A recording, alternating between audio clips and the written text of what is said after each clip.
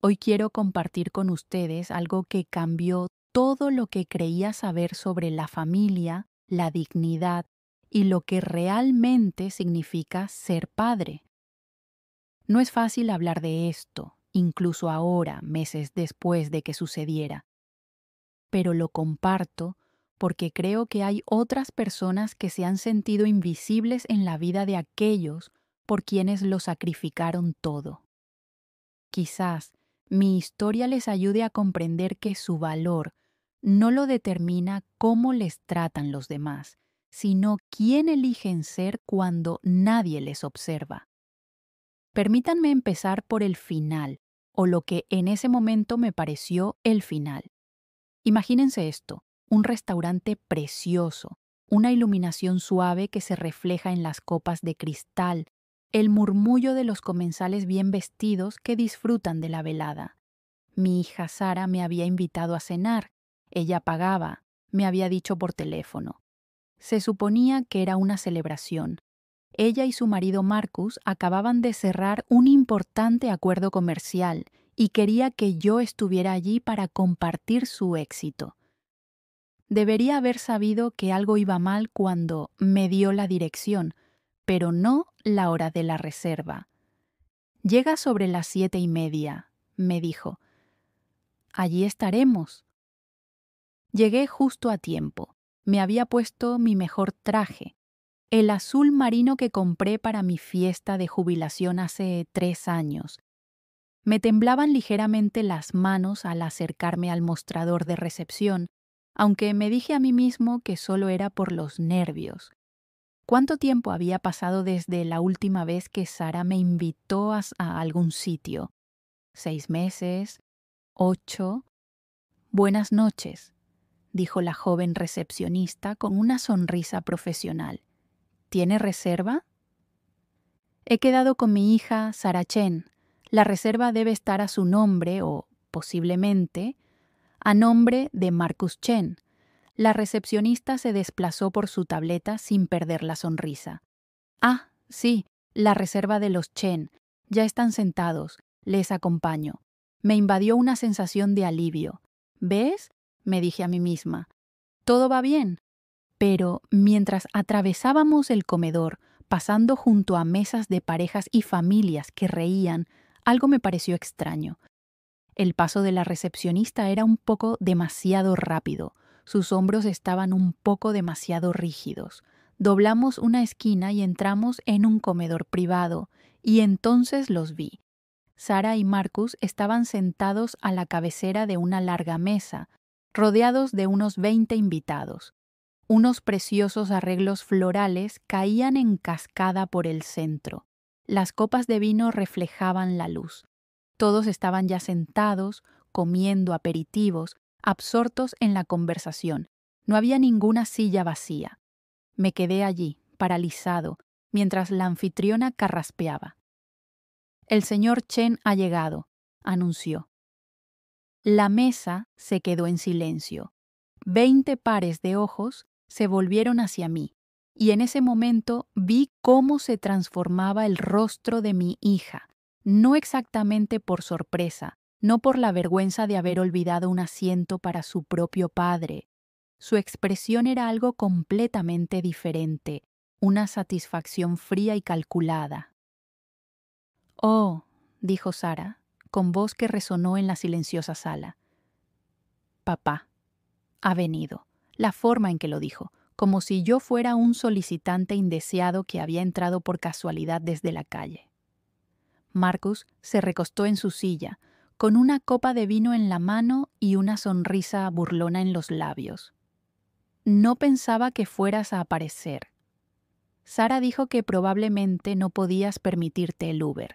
Las risas se extendieron entre los invitados, incómodas al principio, pero cada vez más atrevidas cuando vieron que Sara no detenía a su marido. «Te invité para que fueras testigo de nuestro éxito», continuó Sara, señalando el opulento entorno. «¿Ves lo que pueden lograr las personas con verdadera ambición? Marcus y yo hemos construido esto. No hemos necesitado limosnas ni tus consejos anticuados sobre trabajar duro y ser humilde. Hizo comillas con los dedos y más invitados se rieron. Se me hizo un nudo en la garganta. La anfitriona a mi lado se movió incómoda. No hay más asientos, dijo Sara con tono seco. Hemos previsto exactamente 20 invitados, personas importantes para nuestro negocio, nuestro futuro. Quizás podrías esperar en el bar. Esperar en el bar. Mientras mi hija celebraba con desconocidos.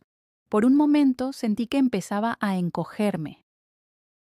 Mis viejos instintos afloraron. La necesidad de disculparme, de retirarme en silencio, de hacerme más pequeña para no montar una escena. Al fin y al cabo, ¿no era eso lo que siempre había hecho? Mantener la cabeza gacha, trabajar duro, no crear problemas. Pero entonces algo más se removió dentro de mí, algo que se había estado gestando durante 3 años. Crucé la mirada con Antonio, el jefe de sala que había visto circulando por el comedor. Le hice un pequeño gesto con la cabeza, apenas perceptible. Sus ojos se abrieron un poco y, de inmediato, cambió de dirección y se dirigió hacia la cocina. ¿Sabes qué?, dije con voz tranquila, más tranquila de lo que me sentía. Tienes toda la razón, Sara. Debería dejarte disfrutar de tu celebración con las personas que te importan. Vi el triunfo reflejado en su rostro. Había ganado, había puesto al viejo en su lugar. Pero antes de irme, continué, hay algo que me intriga. Este restaurante de Lucas es bastante impresionante. ¿Cómo lo elegiste? Sara hizo un gesto con la mano como restándole importancia. Marcus conoce al dueño. Nos consiguió un descuento en el salón privado, aunque ya no necesitamos descuentos, obviamente. Obviamente, repetí. Debe de ser agradable tener contactos. Se llama networking, papá. Algo que tú nunca has entendido. Detrás de mí oí pasos, varios pares. No me di la vuelta. Dime, dije, en todo tu networking, ¿Marcus mencionó alguna vez cuánto tiempo lleva aquí de Lucas, la historia de este lugar? Marcus puso los ojos en blanco. ¿A quién le importa? Es un restaurante. No estamos aquí para recibir una lección de historia. 12 años, dije en voz baja. Lleva aquí 12 años. Empezó como una pequeña trattoria, con solo 6 mesas. El propietario, Salvatore De Luca, tenía una visión, pero no capital. Casi lo pierde todo en el primer año. Sara frunció el ceño. ¿Por qué estás...? Sister Chen. Antonio apareció a mi lado, ligeramente sin aliento. Su voz era respetuosa, deferente, de una manera que hizo que varios comensales levantaran la vista de sus platos. Pido disculpas por la confusión. Su mesa está lista. ¿Mi mesa? Sara alzó la voz. ¿De qué está hablando? Tenemos el salón privado. Pagamos por... Con todo respeto, señora Chen, dijo Antonio con cautela. No me refiero a esta mesa. La mesa del señor Chen se está preparando en el comedor privado del propietario, en la planta superior. La suite Vino Rosso. La sala se había quedado en completo silencio. Marcus se puso de pie. Ha habido un error. Somos los invitados de honor esta noche. Reservamos esta sala hace semanas. No hay ningún error, señor. Una voz femenina, clara y profesional, llegó desde detrás de mí. Me giré y vi a Gabriela Martínez, la directora general de Luca, acercándose con una carpeta bajo el brazo. Era una mujer llamativa de unos 50 años, impecablemente vestida, con el pelo gris acero recogido en un elegante moño. «Gabriela», dije en voz baja, no hacía falta que bajara. «Claro que sí, James». Me sonrió cálidamente, en marcado contraste con la forma en que se había dirigido a Marcus. Luego se volvió hacia mi hija.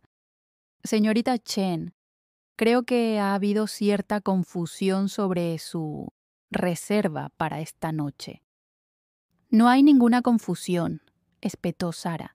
Mi marido conoce al propietario. Nos han hecho un trato especial. Su marido, la interrumpió Gabriela con delicadeza, conoció a uno de nuestros gerentes junior en un evento de networking hace 6 meses. Ese gerente, que ya no trabaja aquí, le dijo que podía conseguir un descuento en nuestros salones privados. No tenía autoridad para hacer esa promesa. Marcus se sonrojó. Espere un momento. Sin embargo, continuó Gabriela, honramos el acuerdo por cortesía. Pero tengo curiosidad, señora Chen. En toda su planificación preguntó por la estructura de propiedad del restaurante, por nuestros inversores, por cómo una pequeña trattoria logró expandirse hasta convertirse en un grupo de 8 establecimientos en todo el estado. Antes de contar lo que sucedió a continuación, necesito que entiendan cómo llegamos hasta aquí, porque esto no se trataba de venganza, en realidad. Se trataba de toda una vida de decisiones, las mías y las de Sara, que nos habían llevado a este momento imposible. Necesito retroceder 32 años.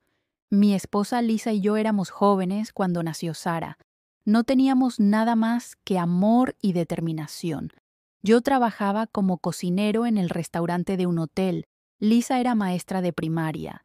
Vivíamos en un apartamento diminuto con paredes tan finas que podíamos oír respirar a nuestros vecinos. Pero éramos felices, teníamos planes. Cuando Sara tenía 2 años, Lisa fue al médico porque pensaba que tenía un resfriado persistente, cáncer de pulmón en fase 4. Nunca había fumado en su vida. Murió en 6 meses. Recuerdo estar de pie en nuestro apartamento vacío después del funeral, con Sara en brazos mientras lloraba por su mamá. Yo tenía 28 años. Tenía $3,000 ahorrados y una niña pequeña que acababa de perder a su madre. Tenía todas las razones para derrumbarme, pero no lo hice. No podía permitírmelo. Mantuve mi trabajo de cocinera porque el horario era fijo y el sueldo, aunque modesto, era seguro. Mi suegra me ayudaba con el cuidado de la niña cuando podía, pero ella también estaba lidiando con su propio dolor. La mayoría de los días me levantaba a las 4 de la mañana, preparaba las comidas de Sara para el día, la vestía, la llevaba a la guardería, trabajaba un turno completo, la recogía, preparaba la cena, le daba un baño, le leía cuentos y me derrumbaba en la cama. Luego volvía a empezar. La gente habla del sacrificio como si fuera algo noble, lo hacen parecer heroico. Pero en aquellos primeros años, el sacrificio era como ahogarse a cámara lenta, siempre atrasada en las facturas, siempre agotada, siempre preocupada por no ser suficiente para ella. Pero esto es lo que aprendí durante aquellos años brutales. La verdadera fuerza no es ruidosa, no se anuncia. Se muestra día tras día cuando todas las partes de ti quieren rendirse. Es elegir seguir adelante no porque seas especial o fuerte, sino porque alguien depende de ti. Sara nunca pasó hambre. Sara siempre tenía ropa limpia. Sara nunca se perdió un evento escolar o una cita con el médico. Me aseguré de ello. A medida que ella crecía, yo fui ascendiendo en la industria de la restauración, de cocinera de línea a segunda chef, de segunda chef a chef principal, de chef principal a gerente de cocina. Cada ascenso significaba un sueldo ligeramente mejor, pero también significaba más horas de trabajo. Me perdí algunos de sus partidos de fútbol. No podía permitirme los costosos viajes escolares a los que iban sus amigos. Nuestro apartamento seguía siendo pequeño, pero yo estaba allí, en todas las reuniones de padres y profesores, en todos los cumpleaños, en todas las pesadillas en mitad de la noche. También empecé a hacer otra cosa durante esos años, algo que Sara nunca supo.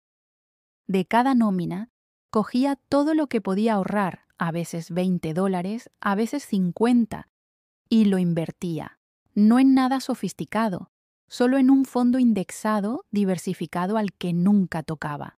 Leía libros de la biblioteca sobre inversiones, sobre negocios, sobre cómo acumular riqueza de forma lenta y constante, mientras que otros padres solteros que conocía, buenas personas que luchaban como yo, gastaban lo poco que tenían en billetes de lotería o en negocios arriesgados, yo me mantuve paciente.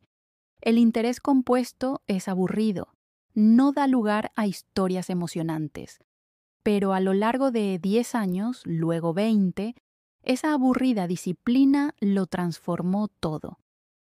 Cuando Sara tenía 16 años, un día llegó a casa del colegio y anunció que quería ir a una universidad privada cara, no a la universidad pública para la que había hecho presupuestos, sino a una prestigiosa universidad de la costa este que costaba 3 veces más. No podemos permitírnoslo, cariño, le dije con delicadeza. Pero la universidad pública tiene un programa excelente.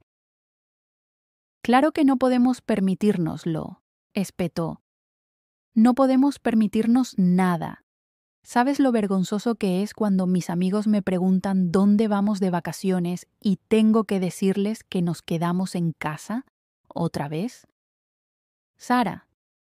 No, papá. Estoy harta de ser la niña pobre. Estoy harta de nuestro pequeño apartamento y de tu viejo coche y de no tener nunca nada bonito. Quizá, si te hubieras esforzado más, si hubieras trabajado en un sitio mejor, no estaríamos así. Me quedé allí de pie, en nuestra pequeña cocina, la cocina donde le había preparado miles de comidas, y sentí que algo se rompía dentro de mi pecho.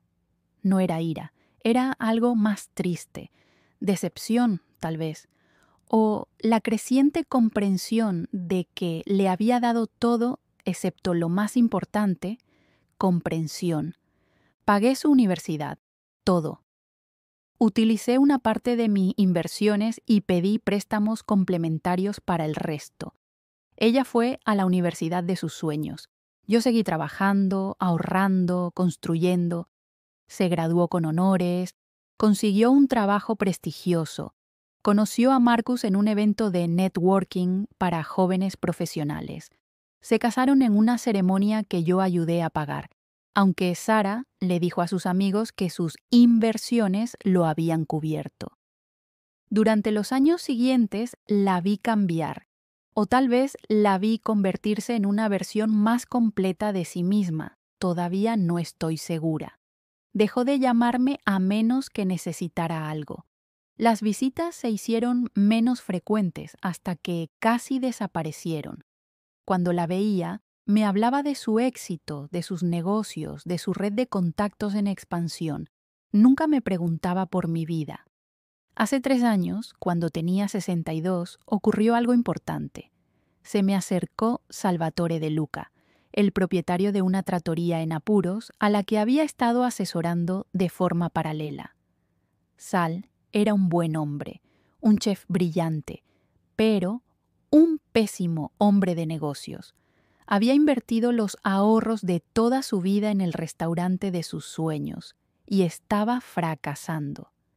James, me dijo una mañana mientras tomábamos un café, con los ojos cansados. Tengo que venderlo. No puedo seguir perdiendo dinero, pero no quiero vendérselo a una cadena corporativa que destruirá todo lo que he construido.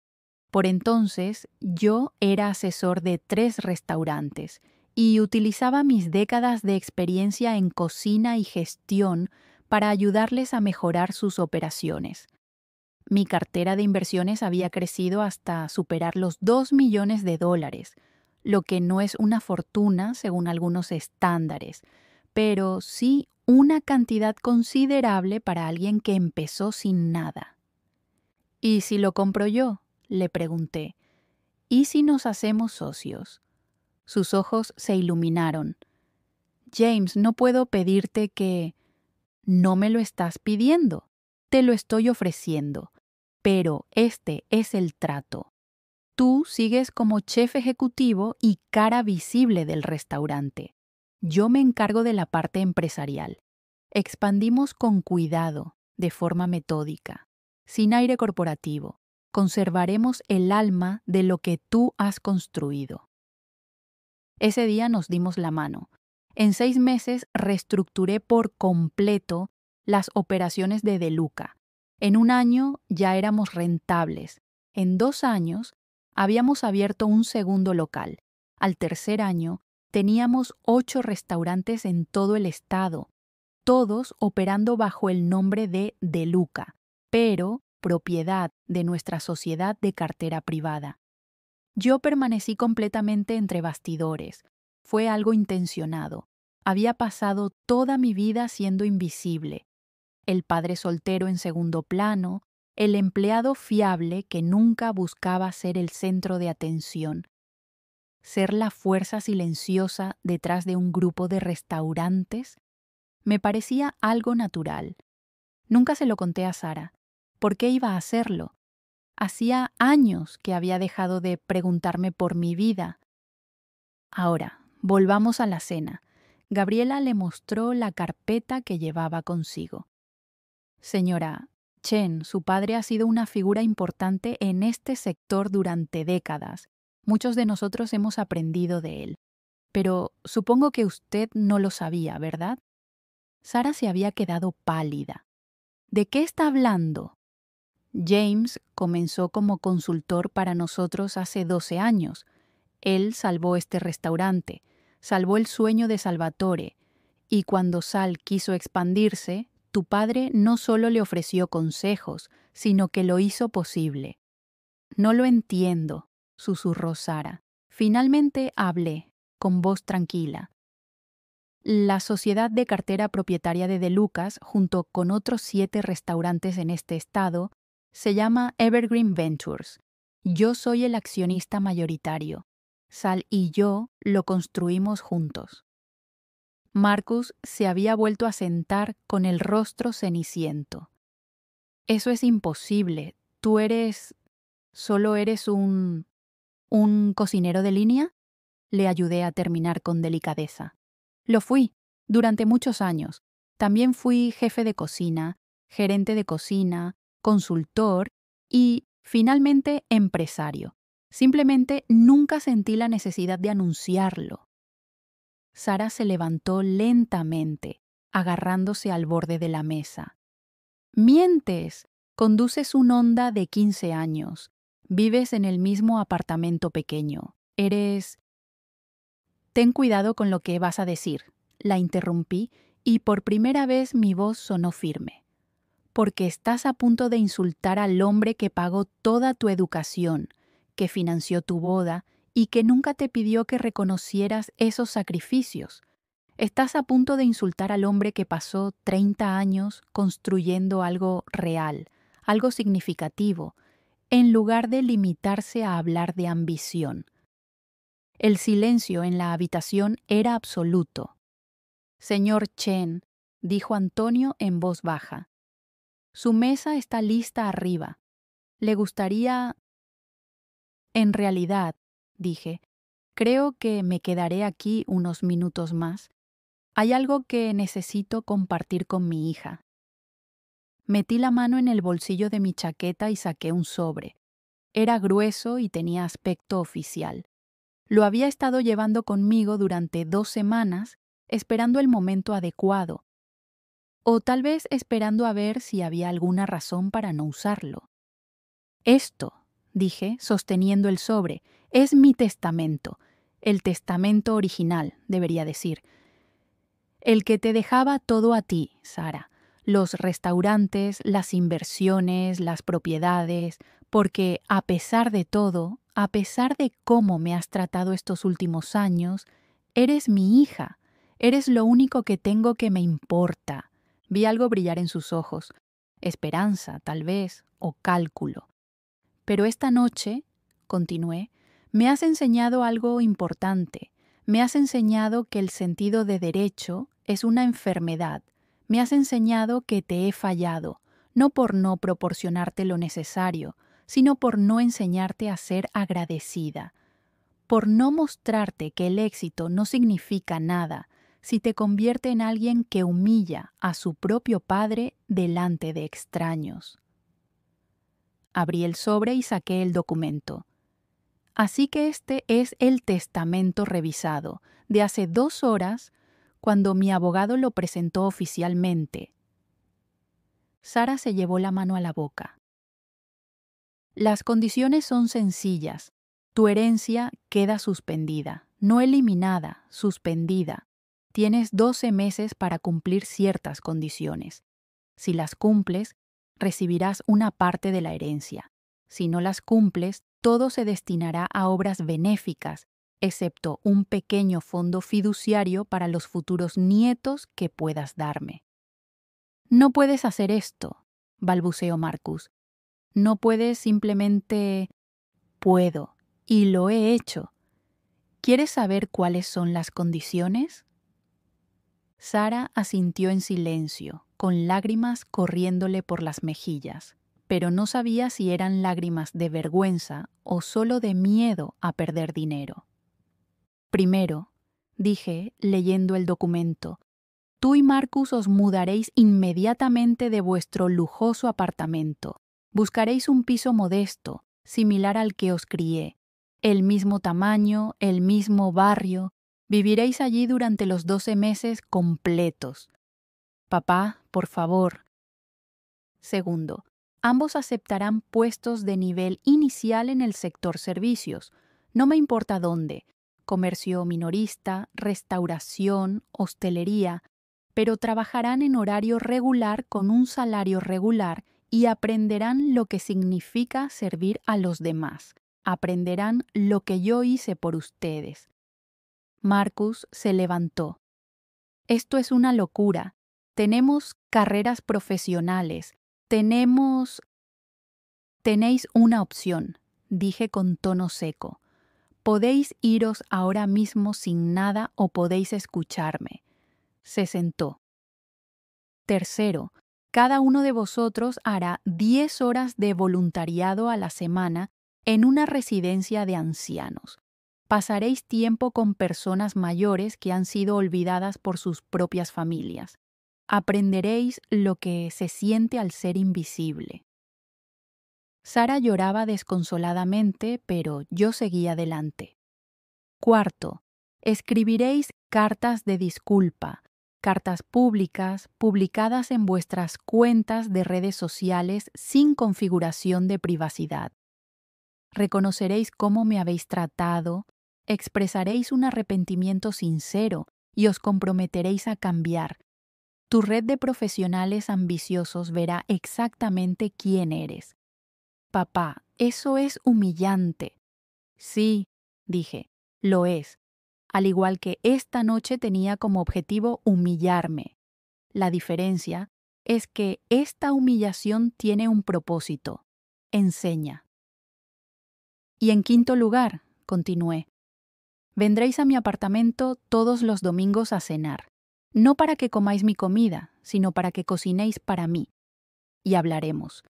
Hablaremos de verdad, sobre vuestras vidas, vuestras dificultades, lo que estáis aprendiendo, y yo decidiré semana a semana si realmente estáis cambiando o solo fingiendo. Doblé el documento y lo volví a meter en el sobre. Tenéis 72 horas para decidir. Aceptad estas condiciones o marchaos, pero entended esto. Si aceptáis y luego incumplís aunque sea una sola condición, todo se transferirá inmediatamente a una organización benéfica. No habrá segundas oportunidades. Los invitados miraban fijamente sus platos, las paredes, cualquier cosa menos a nosotros. La celebración se había convertido en un velatorio. Gabriela dio un paso adelante. Señor Chen, su mesa está lista y creo... Creo que quizá estos invitados deberían tener algo de tiempo para asimilarlo. Asentí. Luego miré a mi hija por última vez. Te quiero, Sara. Te he querido desde antes de que nacieras.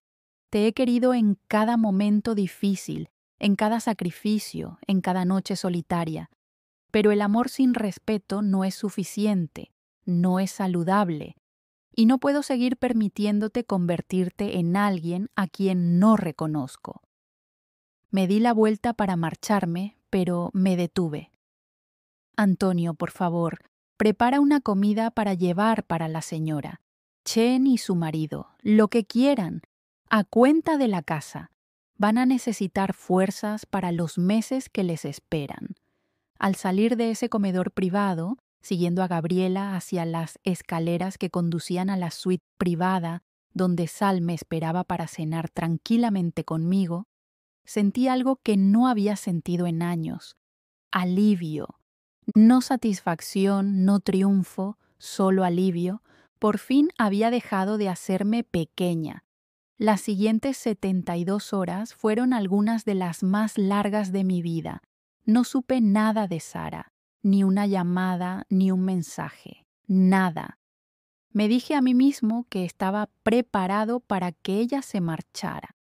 Me dije que quizá eso sería más saludable, una ruptura limpia en lugar de esta prueba prolongada que solo podía generar resentimiento. A la hora 71 sonó mi teléfono. «¿Papá?» Su voz era débil, ronca, como si hubiera estado llorando. «Estoy aquí. Nosotros, Marcus y yo, aceptamos tus condiciones». Cerré los ojos. «Sara, si solo lo haces por el dinero...» «No sé por qué lo hago», me interrumpió. «No sé si es por el dinero o por otra cosa. No dejo de pensar en tu cara, en el restaurante, cuando no había silla para ti. No dejo de verlo cuando cierro los ojos». «Es un comienzo», dije en voz baja. «Ya hemos dado de baja nuestro piso. Hemos encontrado un apartamento. Es horrible, papá. Es diminuto y la cocina es espantosa y...» «Suena como el lugar donde te crié». Silencio en la línea. Luego, «¿Sí? Supongo que sí». «¿Cuándo empiezas a trabajar?» «El lunes».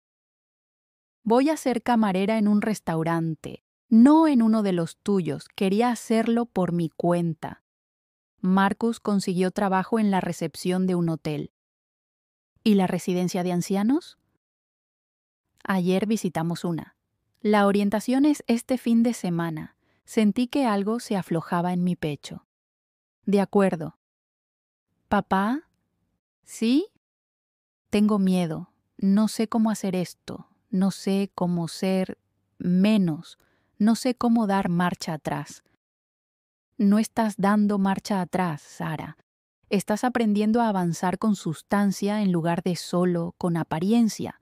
Hay una diferencia. El primer mes fue brutal. Sara me llamó 3 veces llorando. Una vez porque un cliente del restaurante le había gritado por un error que ella no había cometido. Otra vez porque había visto a unos viejos amigos publicar fotos de unas vacaciones de lujo que ella y Marcus ya no podían permitirse. Y otra vez porque había pasado la tarde en la residencia con una mujer cuya hija nunca la visitaba, y Sara había comprendido de repente lo que me había estado haciendo. Marcus llamó una vez, con la voz tensa y apenas controlando la ira. «Esto es ridículo. Somos profesionales con estudios. Somos mejores que esto». ¿Qué? Le pregunté. «Que un trabajo honesto, que aprender a ser humilde, que estar ahí para los demás». Me colgó el teléfono, pero siguieron adelante. Eso era lo importante. Su primera cena dominical en mi apartamento fue incómoda. Sara quemó el arroz, Marcus apenas habló. Se sentaron en la pequeña mesa de mi cocina, la misma mesa en la que había ayudado a Sara con los deberes, en la que le había enseñado a contar el cambio, en la que le había cogido la mano durante su primer desengaño amoroso y parecían perdidos. «Contadme cómo ha ido la semana», les dije. «Bien», murmuró Sara. «No es eso lo que os he preguntado. Os he pedido que me contéis cómo ha ido.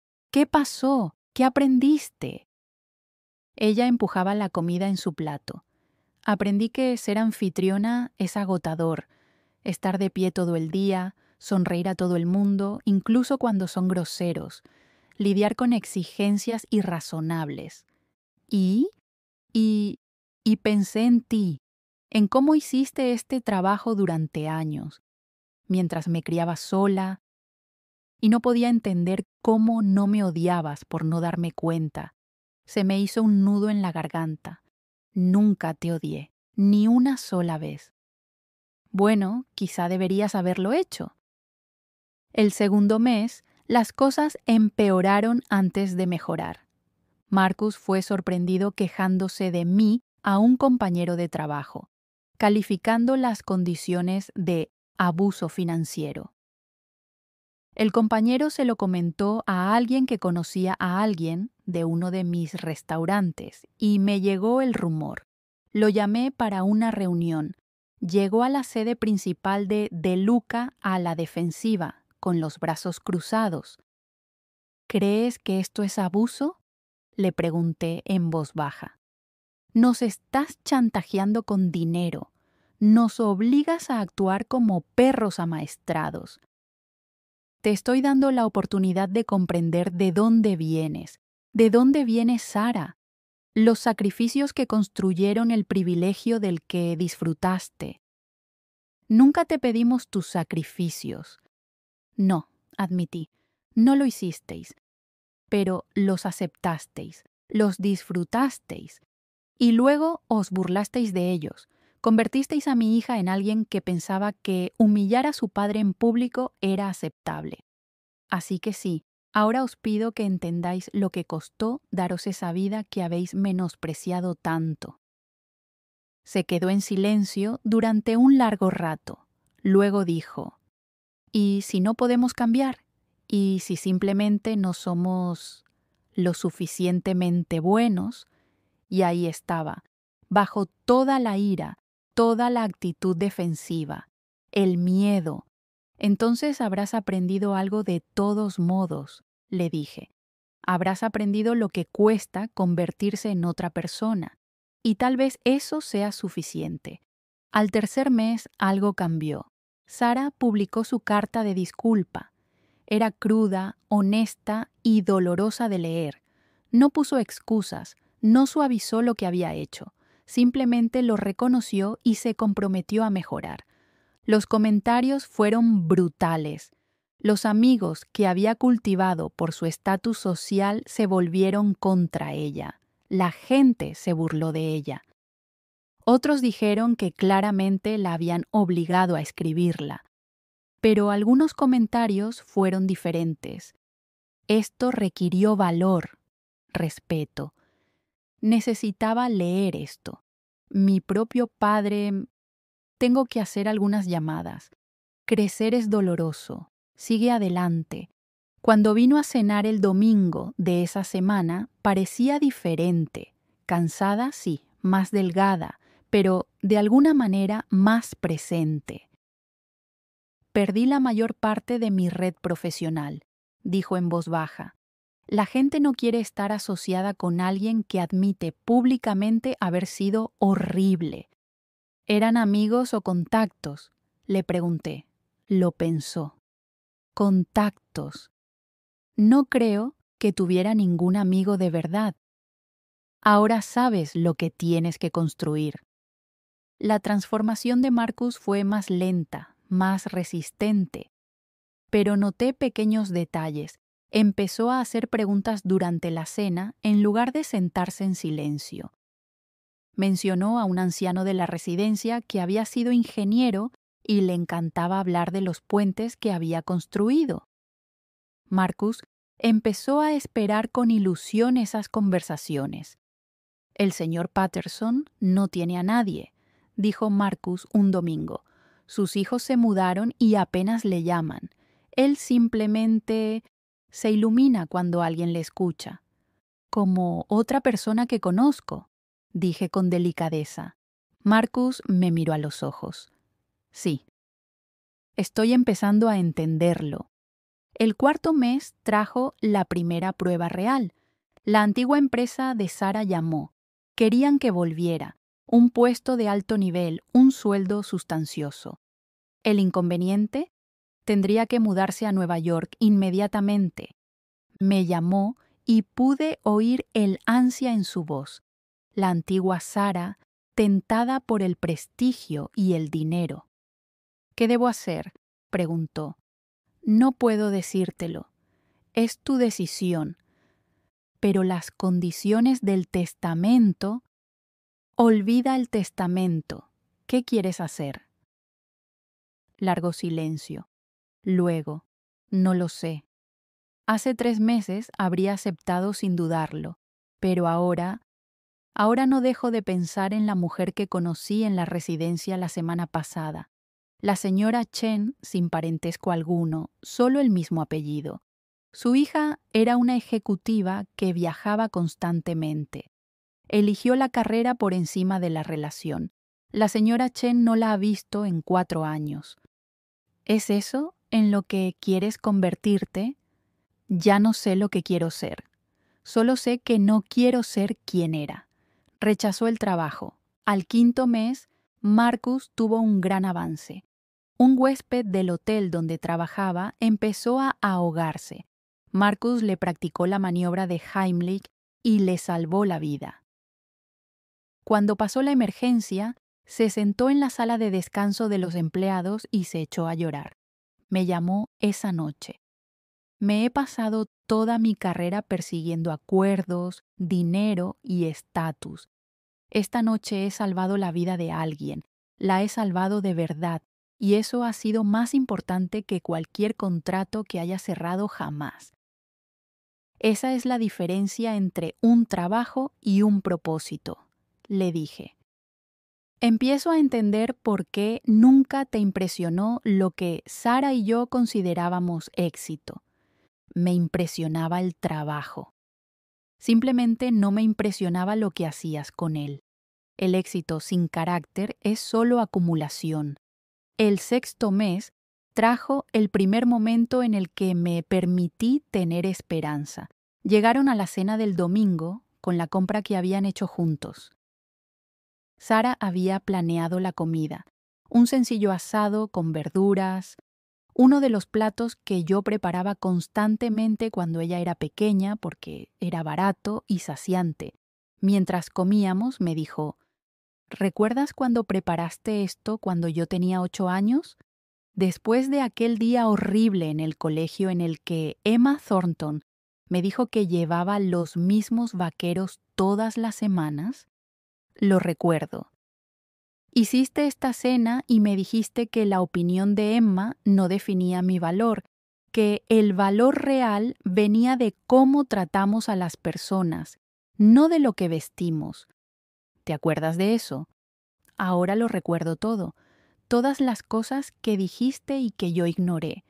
Todas las lecciones que no aprendí. Es como si estuviera despertando de un largo sueño y viera con claridad por primera vez. Marcus añadió, hemos estado hablando de cambiar de carrera. Cuando esto termine, quiero decir, Sara quiere trabajar en la gestión de organizaciones sin ánimo de lucro, ayudar a familias que están pasando por las mismas dificultades por las que tú pasaste. Yo estoy pensando en dar clases, quizá de gestión hotelera en un centro de formación profesional. Compartir lo que hemos aprendido. ¿Y el dinero?, pregunté. ¿Incluso si eso significa que no heredarás nada? Incluso entonces. Sentí que se me llenaban los ojos de lágrimas. Sara, no, papá. Déjame terminar. Necesito decir esto. Respiró temblorosamente. Fui horrible contigo. No solo aquella noche en el restaurante, sino durante años antes.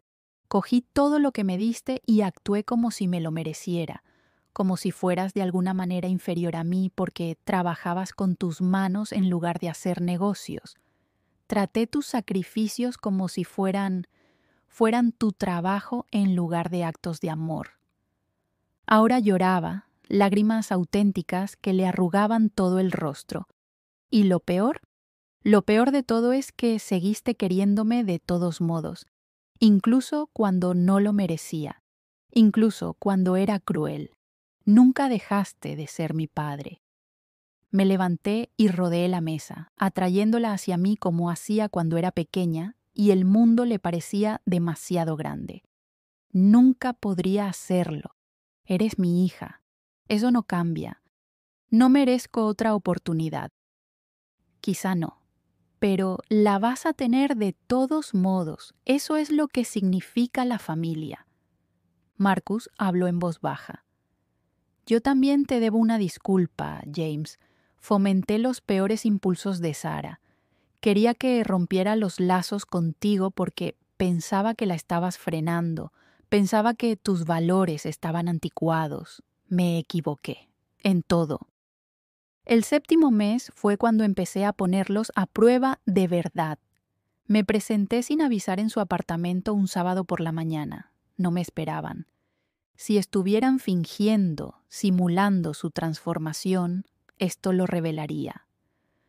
Los encontré preparando el desayuno juntos, riéndose de alguna broma compartida. Su apartamento era pequeño, pero limpio, decorado con fotos y objetos con significado en lugar de obras de arte caras. Sarah llevaba vaqueros y un jersey viejo, y parecía más ella misma de lo que la había visto en años. Papá, parecía genuinamente feliz de verme. Justo estábamos hablando de ti. Queríamos darte una sorpresa. Nos hemos apuntado como voluntarios en un banco de alimentos. Pensamos que podíamos hacer algo más que las horas requeridas en la residencia de ancianos.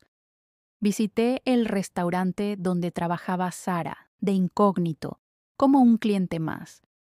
La vi saludar a los clientes con auténtica cordialidad, tratar a un cliente difícil con paciencia y elegancia, dar las gracias al personal de cocina por su nombre.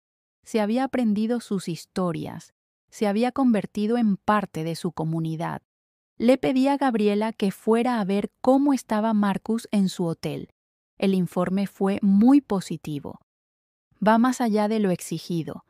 Es mentor de los nuevos empleados. Recientemente ha puesto en marcha un programa para ayudar al personal de limpieza a aprender inglés. No se trataba de actuaciones, era un cambio real. Al 8º mes, los invité a De Lucas, no como castigo, sino para compartir algo con ellos. Nos sentamos en el comedor principal y les conté historias que nunca habían oído. Sobre Sal y su sueño, sobre los primeros días, cuando no estábamos seguros de que lo conseguiríamos, sobre los riesgos que había tomado, las inversiones calculadas, la construcción paciente de algo significativo. ¿Por qué nunca me lo contaste?, preguntó Sarah. ¿Todo esto? ¿Me habrías escuchado? ¿Te habría importado? Ella lo pensó con sinceridad. No. Probablemente no. Estaba demasiado absorta en mi propia versión del éxito. Y ahora entiendo que esto, señaló el bullicioso restaurante que nos rodeaba, es más impresionante que cualquier acuerdo que haya cerrado jamás, porque esto alimenta a la gente, da trabajo a la gente, une a la gente, tiene un propósito más allá de los beneficios. El 9º mes trajo consigo la prueba más dura de todas. Uno de los antiguos compañeros de Sarah se puso en contacto con ella para ofrecerle una oportunidad, una startup respaldada por capital riesgo que le ofrecía a Sarah una participación en la sociedad. Era todo lo que había deseado antes: prestigio, riqueza potencial, poder. Me lo contó durante la cena del domingo, con voz cautelosa. Quería ser sincera contigo. Se pusieron en contacto conmigo. ¿Qué les dijiste? Les dije que tenía que pensarlo. Pero, papá, no lo quiero. Me parece como dar un paso atrás, como ponerme ropa que ya no me queda bien. No pasa nada si lo quieres, le dije con delicadeza. Tienes derecho a ser ambiciosa, tienes derecho a querer triunfar. Pero, ¿qué tipo de éxito? Eso es lo que no dejo de preguntarme. Éxito que me haga rica, pero me convierta en alguien que humilla a su padre. O éxito que quizá pague menos, pero me permita dormir por las noches. Solo tú puedes responder a eso. Rechazó la oportunidad. Cuando me lo contó, le pregunté por qué. Porque por fin entiendo lo que intentabas enseñarme. No se trata de rechazar el éxito o el dinero. Se trata de en qué estás dispuesto a convertirte para conseguirlos. Y no quiero volver a convertirme en esa persona. Prefiero estar arruinada y poder mirarme al espejo. El 10º mes ocurrió algo maravilloso. Sara organizó una cena sorpresa en mi apartamento. Invitó a gente de mi vida, Sal, Gabriela, Antonio, algunos empleados de los restaurantes, unos cuantos antiguos compañeros de cuando era cocinera de línea con los que seguía en contacto. Papá, dijo cuando todos se reunieron, quería que estuvieras rodeado de personas que realmente te ven, que aprecian lo que has construido y quién eres. Quería darte la celebración que te merecías, en lugar de la humillación que intenté darte antes. Mientras comíamos juntos, riendo y compartiendo historias, observé a mi hija moverse con elegancia por la sala. Sabía el nombre de todos. Les preguntaba por sus familias, escuchaba más de lo que hablaba. Así era como siempre había estado destinada a ser. Al cabo de 11 meses, me pidieron que nos reuniéramos en un lugar concreto, el cementerio donde estaba enterrada Lisa. Nos quedamos juntos ante su tumba, los tres, y Sara depositó flores frescas sobre la lápida. Nunca la conocí realmente, dijo Sara en voz baja. Era demasiado joven, pero creo que por fin me estoy convirtiendo en alguien de quien ella estaría orgullosa. Ella ya estaría orgullosa de ti, le dije. Las madres aman a sus hijos incondicionalmente. Son los padres los que a veces olvidan cómo hacerlo. Tú nunca lo olvidaste. Yo simplemente dejé de darme cuenta. Marcus habló. James, tengo que decirte algo. He estado yendo a terapia, trabajando en por qué me sentía tan amenazado por ti, por qué animé a Sarah a alejarse. Mi propio padre era crítico, severo. Nunca estaba satisfecho. Creo que veía tu amabilidad como una debilidad porque no entendía que ser amable requiere más fuerza que ser duro. Y ahora quiero ser el tipo de padre que tú fuiste. Si Sara y yo tenemos hijos algún día, quiero que conozcan a un hombre que está presente, que se sacrifica sin llevar la cuenta, que ama sin condiciones. Ya te estás convirtiendo en él, le dije. El 12º mes llegó casi sin que me diera cuenta. Había pasado un año desde aquella cena, desde la silla vacía, desde que todo cambió.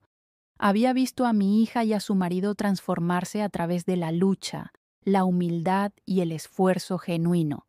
Habían cumplido todas las condiciones que les había impuesto. Más que eso, las habían superado. Pero, ¿habían cambiado realmente? ¿O simplemente habían aprendido a aparentar un cambio de forma convincente? Esa era la pregunta que me mantenía despierto mientras preparaba nuestra última cena dominical juntos. Había decidido lo que iba a hacer, había tomado mi decisión, pero necesitaba entender la suya. Llegaron puntuales, como todas las semanas. Traían comida y flores. Me abrazaron sin dudarlo. Durante la cena, Hablamos de su semana, los planes de Sara para su nuevo trabajo en una organización sin ánimo de lucro dedicada a los servicios familiares, el primer semestre de Marcus como profesor en la universidad comunitaria. Entonces dejé el tenedor y dije, tengo que decirles algo. Los dos se quedaron quietos. Mañana tengo una reunión con mi abogado. Vamos a finalizar los cambios en mi testamento. Sara palideció, pero no dijo nada. Antes de hacerlo, necesito saber algo, y necesito que sean completamente sinceros, aunque crean que les va a costar todo. De acuerdo, susurró. Si te dijera ahora mismo que no vas a recibir nada, que he decidido dejarlo todo a una organización benéfica, ¿seguirías queriendo cenar conmigo los domingos? ¿Seguirías formando parte de mi vida? La pregunta quedó suspendida en el aire entre nosotros. Era el momento de la verdad. Los ojos de Sara se llenaron de lágrimas. Papá, hace 3 meses habría dicho que sí porque quería convencerte. Hace 6 meses habría dicho que sí porque estaba aprendiendo a decirlo en serio. Pero ahora... Se inclinó sobre la mesa y me tomó la mano.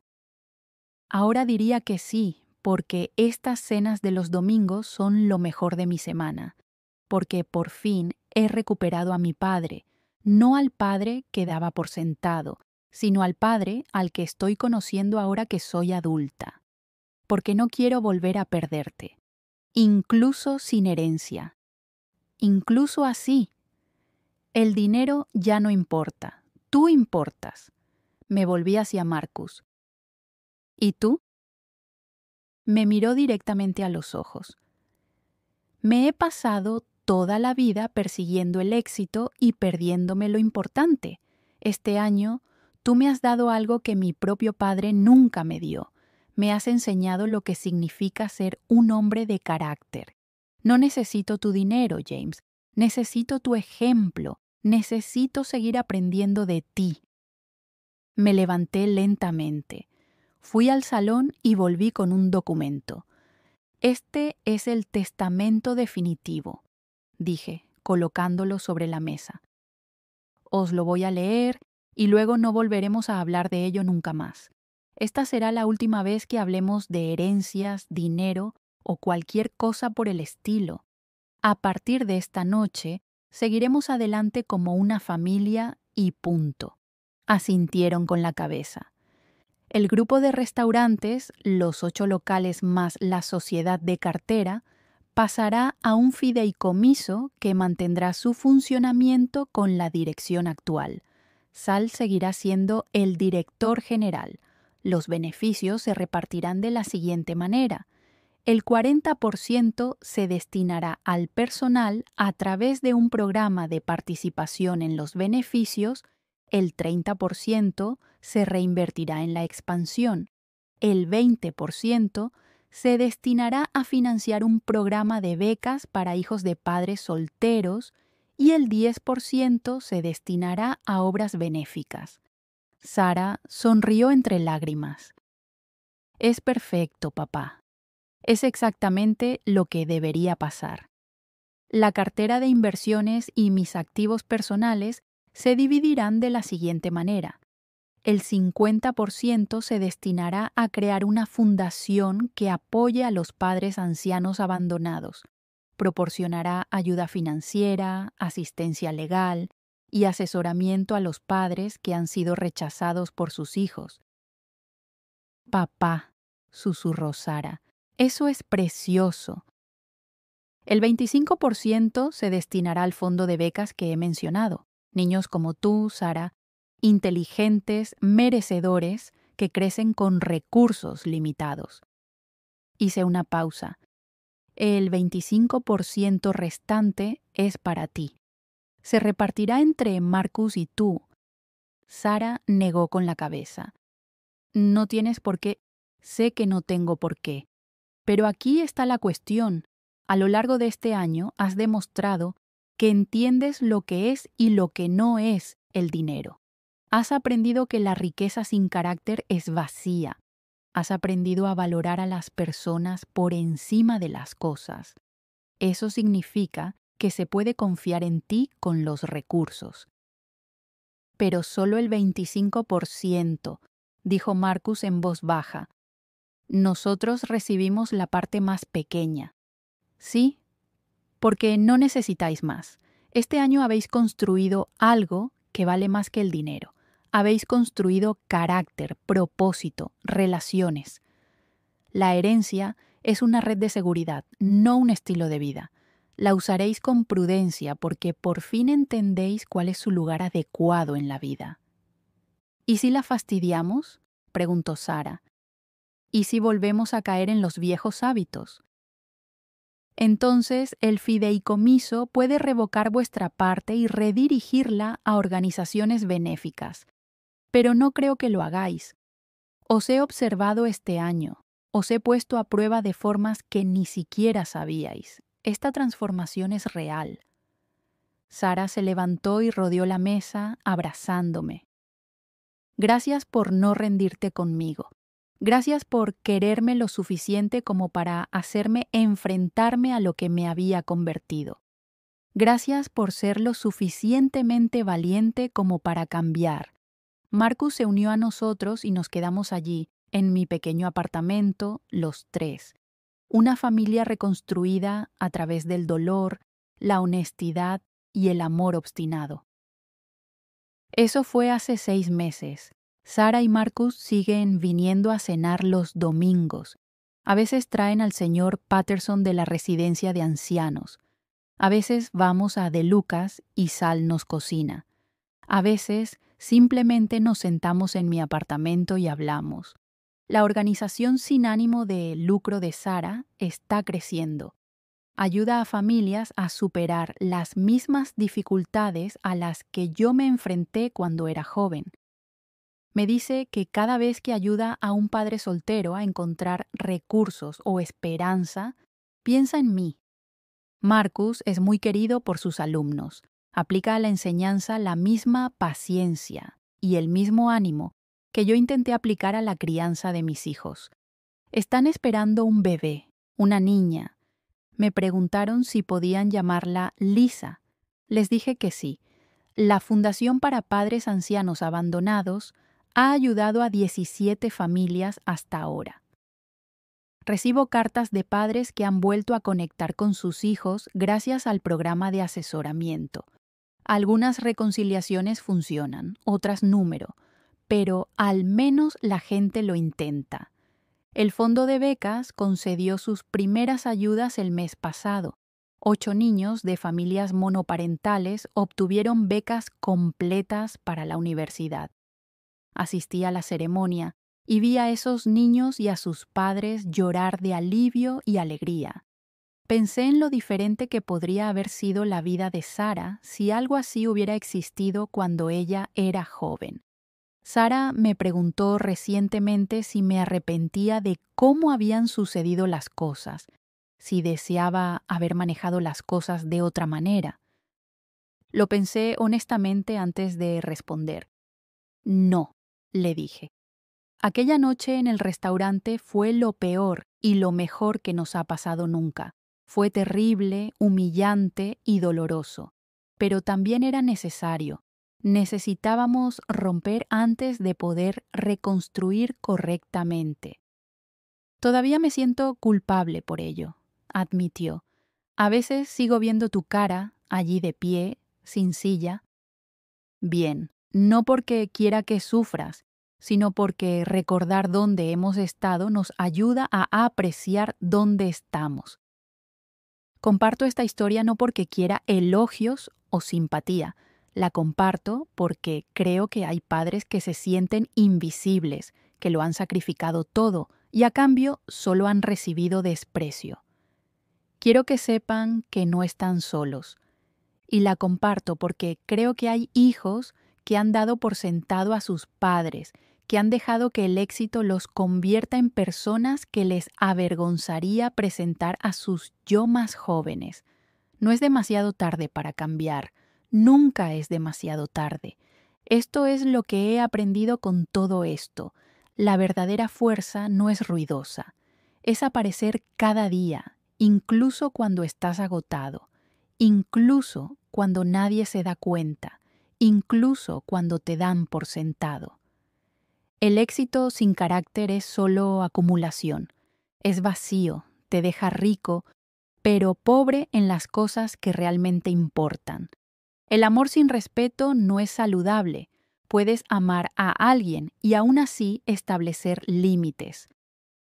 Debes amar a alguien lo suficiente como para establecer límites.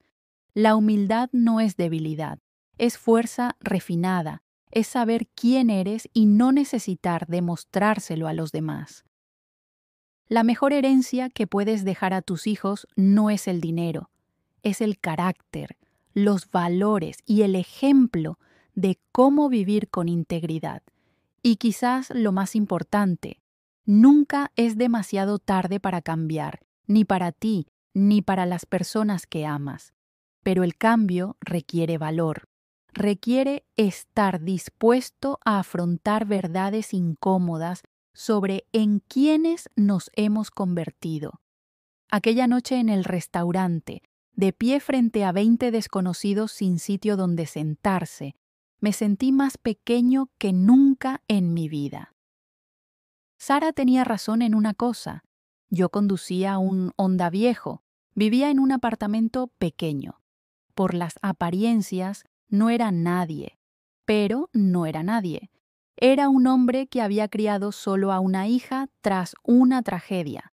Era un hombre que había creado negocios sin dejar de ser humilde.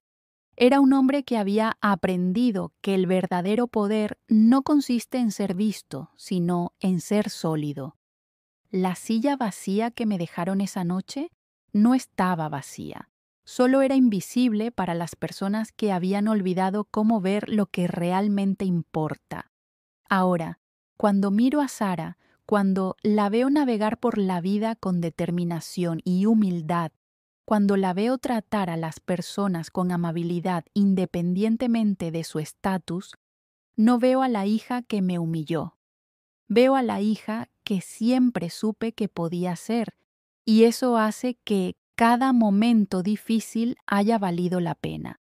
Tu valor no lo determina cómo te tratan los demás, lo determina cómo decides responder cuando te tratan mal, lo determina si permites que su ceguera defina tu visión de ti mismo.